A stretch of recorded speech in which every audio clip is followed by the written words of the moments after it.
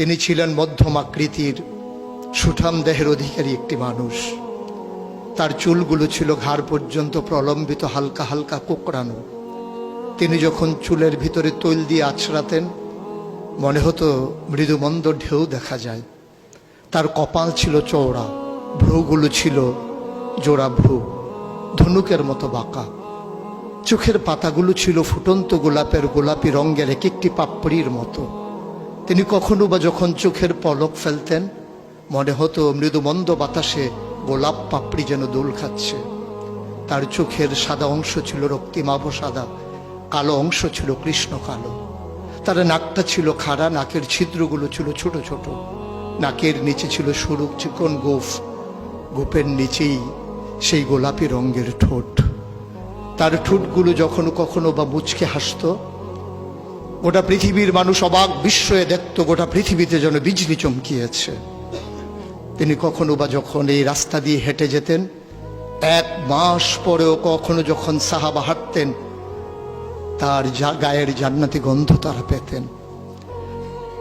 মায়েরা উম্মাহাতুল মুমিনিন যারা, তারা নবীর যখন কখনো এই ঘামে ভেজা শরীর নিয়ে ঘরে ঢুকতেন, কপালের ভিতরে মুক্তোর দানার মতো ঘামগুলো যখন জমে থাকতো, মায়েরা ছোট্ট শিশি খুঁজে সেই ঘামগুলো শিশিতে ভরে জমা রেখে দিতেন, কখনো বা ঈদে কোনো অনুষ্ঠানে যেন আতর হিসেবে ব্যবহার করতে পারেন।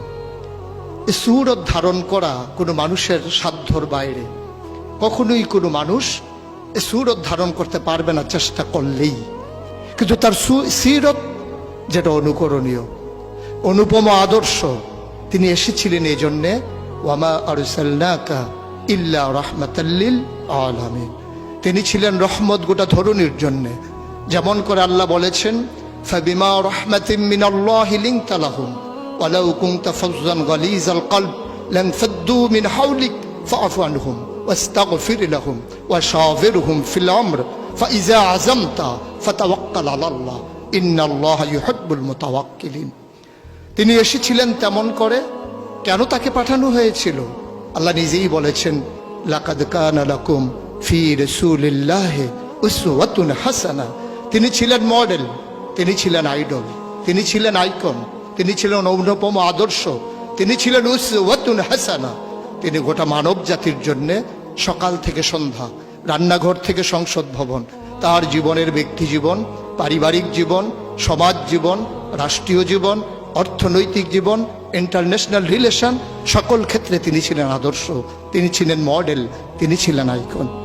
১বিংশ শতাব্দীর সূচনা লগ্নে দাঁড়িয়ে গোটা পৃথিবী যখন ঝঞ্ঝা বিক্ষুব্ধ, গোটা পৃথিবীর মানবতা যখন আজকে ভুলণ্ঠিত, আজকে শুধু মুসলিম নয়, গোটা মানুষ যখন আজকে অপর মানুষের ভোটের নিচে পৃষ্ঠ হচ্ছে তার জীবন, মানুষগুলো যখন আজকে রক্তে রঞ্জিত হচ্ছে তার গোটা দেহ, সেই ফিলিস্তিনের দুধু মরুভূমি আজকে যখন আমার কিশোর ভাইয়ের রক্তে রঞ্জিত, সেই ঝিলাম নদীর পানি আজকে যখন স্বচ্ছ স্ফটিকের মতো আর নেই, কাশ্মীরের ভাইয়ের রক্তে যখন রঞ্জিত, পার্শ্ববর্তী আরাকানের মুসলমানেরা আজকে উখিয়ার সেই টেকনাফের তাঁবুর নিচে তারা যখন মানবেতর জীবনযাপন করছে, আজকে বারবার মনে পড়ে সেই নবীজির কথা।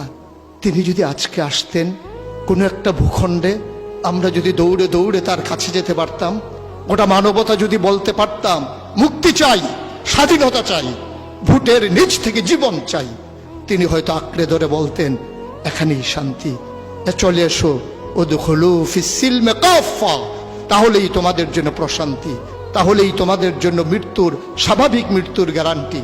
কখনোই আর ঝঞ্ঝা বিক্ষুব্ধ পৃথিবীতে তোমাদেরকে বুক পেতে দিতে হবে না বুলেটের সামনে।